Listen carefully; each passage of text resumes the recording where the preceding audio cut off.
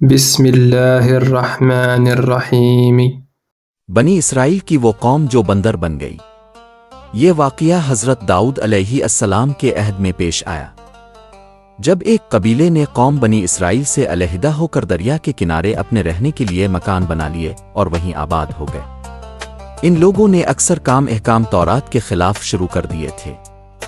ان میں ایک یہ بھی تھا کہ وہ ہفتے کے دن مچھلی کا شکار نہ کیا کریں اور نہ ہی دنیا کی کوئی خرید و فروخت کریں۔ ان لوگوں نے کوئی پرواہ نہ کی اور اپنی من مرضی سے کام لینے لگے۔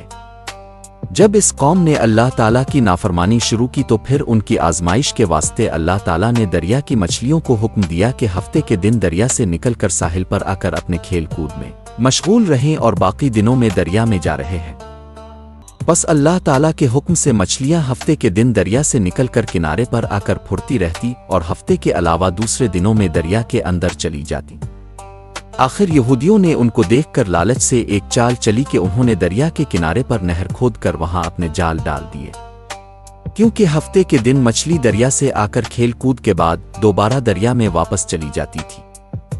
آخر وہ سب ہفتے کے دن نہر میں جال ڈال کر رکھتے اور صبح اٹھ کر اتوار والے دن مچھلی کو اپنی ضرورت اور آرزو کے مطابق پکڑ کر کھا لیتے۔ اپنی بڑی دانشمندی سے کام لے کر اللہ کو چمکا دینا چاہ رہے تھے، لیکن اللہ تو ان کی تدبیروں سے خوب آگاہ تھا کہ وہ جیسا کر رہے تھے وہ اپنے لیے عذاب الہی کو دعوت دے رہے تھے۔ ان لوگوں میں 3 فرقے بن گئے۔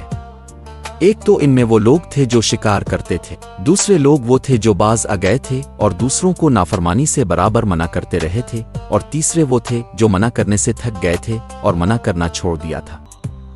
بالآخر وہ اپنے برے حال سے 3 دن میں سب کے سب مر گئے۔